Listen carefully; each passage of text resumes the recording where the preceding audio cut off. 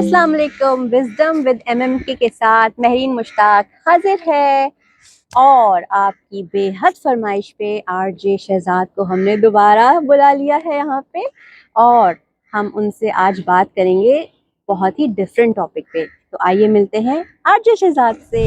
दोबारा बताती चलूँ कि आरजे शहजाद FM 101 पे आरजे हैं और राइटर हैं, पोइट हैं और वॉइस ओवर आर्टिस्ट हैं। आज हमारे साथ हैं आरजे शहजाद। हेलो। अस्सलाम वालेकुम शहजाद, कैसे हैं आप? वालेकुम सलाम, बिल्कुल ठीक ठाक। आप बताएं क्या हाल है आपके? ठीक हैं? अरे बड़ा पसंद किया गया है आपको तो। अच्छा जी, बहुत शुक्रिया। बड़े thank you so favourite much. हो गए आप तो, मेरे पास बड़े मैसेजेस आ रहे थे। बहुत शुक्रिया आपका, हर थैंक यू। अच्छी बातें करते हैं लोग, बड़ी तारीफें कर रहे थे आपकी। शुक्रिया आपका। ओके शहजाद, आज का हमारा टॉपिक है रीडिंग के हवाले से। तो थोड़ी देर पहले हम लोग क्लास में भी ये बातें कर रहे थे कि रीडिंग क्या होती है, किस तरह से बच्चों पे इम्पैक्ट देती है और रीडिंग को हम कैसे ज़िंदगी में बेहतर बनाने के लिए इस्तेमाल कर सकते हैं। तो थोड़ा सा रीडिंग के हवाले से हमें थोड़ा सा गाइड कीजिए। जी बिल्कुल। अच्छा, रीडिंग बहुत ज़रूरी है। चाहे किसी भी एज का बच्चा हो, बड़ा हो, जवान हो, बुज़ुर्ग हो, किताब पढ़ने की आदत बहुत ज़्यादा अच्छी है। और ख़ास तौर पे अगर जो है वो स्टूडेंट है कोई, तो उनको पढ़ने की आदत और किताब पढ़ने की आदत ज़रूर रखनी चाहिए। के अंदर एक इमेजिनेशन बनती है, बंदा तख़य्युल में सीखता है, समझता है, इमेजिनेशन क्रिएट होती है। और वो इमेजिनेशन इतनी ज़रूरी होती है कि जब आप आम ज़िंदगी में या प्रैक्टिकल लाइफ में आते हैं, आपको कुछ बोलना होता है, किसी टॉपिक पे आपको पब्लिक के सामने बोलना होता है, तो उस वक्त आपके माइंड में फिर आमद होती है। और जैसे आपके जहन में आमद होती है, आपके दिमाग में आमद होती है, तो आप बहुत फ्लुएंटली बोलते चले जाते हैं, क्योंकि स्ट्रक्चर डेवलप होता जाता है। तो पढ़ना, किताब पढ़ना हर एज में बहुत ज़रूरी है। ख़ासतौर पर आजकल के बच्चों को, जिनका बिल्कुल भी अभी पढ़ाई से बहुत दूर हो गया जब से सोशल मीडिया और ये डिवाइस, गैजेट्स वगैरह आ गए, तो उन बच्चों से और तमाम लोगों से मैं रिक्वेस्ट करूँगा कि किताब पढ़ना ज़रूर अपनी आदत में शामिल रखें, हैबिट में शामिल रखें। पुराने वक्तों में बहुत ज़्यादा जैसे मैं अपने फादर को देखती थी, वो हर वक्त उनके पास एक बुक होती थी और वो हर वक्त किताबें पढ़ते रहते थे। अच्छा, वो कोई नॉवेल्स नहीं पढ़ते थे, वो हमेशा नॉलेज की बुक्स, पोइट्री की बुक्स, हिस्ट्री, इन चीज़ों पे बहुत ज़्यादा फोकस करते थे। तो इस तरह की जो बुक्स हैं वो हमारे ख़यालात को और तसव्वुरात को कैसे एनहांस करती हैं? देखें, किताब कोई भी हो, कोई स्टोरी राइटिंग की हो, इंफॉर्मेशन हो, मालूमात आमा की किताब हो, आपके अंदर उसका इम्पैक्ट ज़रूर होता है। आपके अंदर उसको पढ़ के आपके माइंड के अंदर कंस्ट्रक्शन एक होती है। तो अच्छी किताब पढ़ेंगे तो अच्छा लिटरेचर पढ़ने से आपके माइंड में क्रिएटिविटी डेवलप होगी, आपके माइंड में स्ट्रक्चर डेवलप होगा, और वो आपको आपको जो इजहार ख्याल करना है या जो बोलना है, उसमें बहुत ज़्यादा मददगार साबित होगा। यानी आपको विजडम देगा, पढ़ना एग्जैक्टली, आपको विजडम देगा। विजडम देगा। पढ़ाई, इल्म बहुत ज़रूरी है। सिर्फ किताब सरसरी सी देख लेना, या अभी हम लोग गैजेट्स की तरफ आ गए, वो नामुकम्मल चीज़ है, उसमें से कोई इम्पैक्ट नहीं आना। किताब पढ़ना बहुत ज़रूरी, वही आपको आगे लेके जाएगा।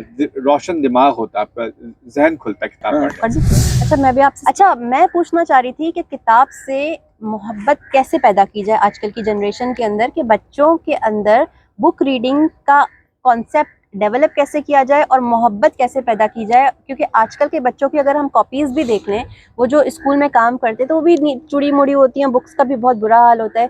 तो यही मैं चाह रही थी कि हम उनके अंदर किताब से मोहब्बत अगर पैदा करेंगे तो ही तो वो बुक रीडिंग की तरफ आएंगे ना। बिल्कुल, आपने बहुत अच्छी टर्मिनोलॉजी यूज़ की, किताब से मोहब्बत।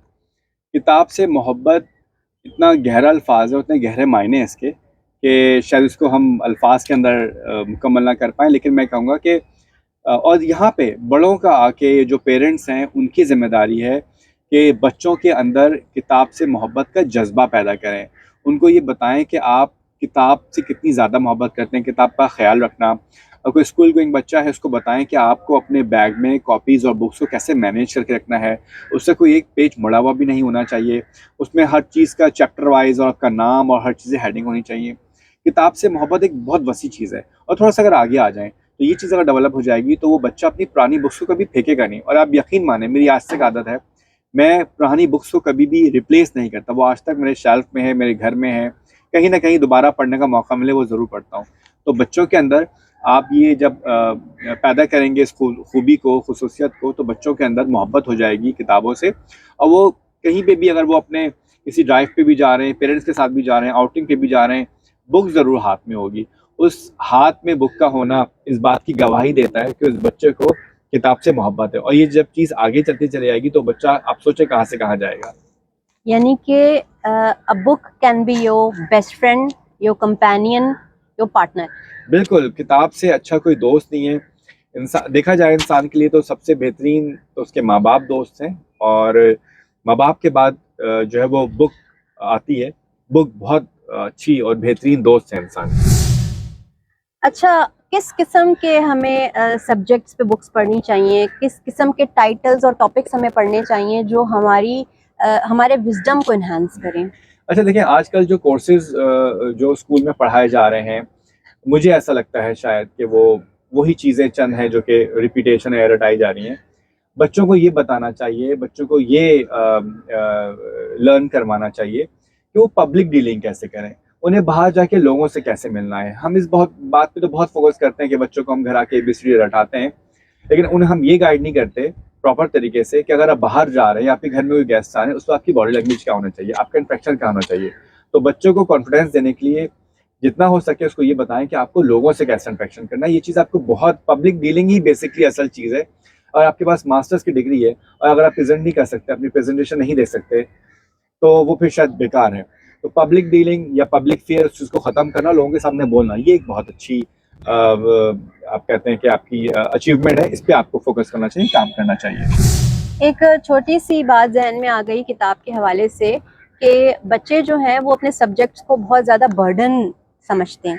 तो उसी वजह से उनका रुझान जो है वो पढ़ाई को एक बर्डन करके लेते हैं। तो किस तरह से हम बच्चों के अंदर ये चीज़ डेवलप करें कि पढ़ाई जो है वो मुश्किल नहीं है? और इसका ज़िम्मेदार मतलब स्कूल है, टीचर है, पेरेंट है, कौन इसका ज़िम्मेदार हो सकता है? देखिए, हमारे यहाँ बच्चों में ना एक कॉमन एक कॉन्सेप्ट डेवलप हो गया है। मुझे इंग्लिश बहुत पसंद है, तो मुझे इंग्लिश में बहुत अच्छे मार्क्स आते हैं। मुझे उर्दू बहुत पसंद है, मेरे उर्दू में बहुत अच्छे मार्क्स आएँगे। केमिस्ट्री कर लें, फिज़िक्स कर लें, हर बच्चे की अपनी-अपनी पसंद है। और जब ये चीज़ आए और पेरेंट्स को पता चले कि वो सब्जेक्ट को एज़ अ बर्डन ले रहे हैं, या वो ये कह रहे हैं कि जी ये सब्जेक्ट में हमें पसंद नहीं है तो हम इस पे कम मार्क्स आएँगे। तो यहाँ पे फिर आ जाती है बड़ों की ज़िम्मेदारी, उनके पेरेंट्स की ज़िम्मेदारी, उनके टीचर्स की ज़िम्मेदारी कि उनकी काउंसलिंग करें कि तमाम सब्जेक्ट्स इक्वल हैं और तमाम सब्जेक्ट्स में आपको अच्छे नंबर लेके आने हैं। कोई एक सब्जेक्ट को चहीता बना लेना, उसमें अच्छे नंबर मार्क्स लेके आना और बाकी सब्जेक्ट्स में ना लेके आना, ये नाइंसाफ़ी है। हर सब्जेक्ट को आप टाइम दें और आपको ये अपने अंदर खुसूसियत पैदा करना चाहिए, ख़ासतौर में बच्चों के साथ मुखातिब हूँ, कि अपनी हर सब्जेक्ट पे कमांड हासिल करें। चाहे वो इंग्लिश हो, चाहे वो उर्दू हो, ये कोई भी सब्जेक्ट हो।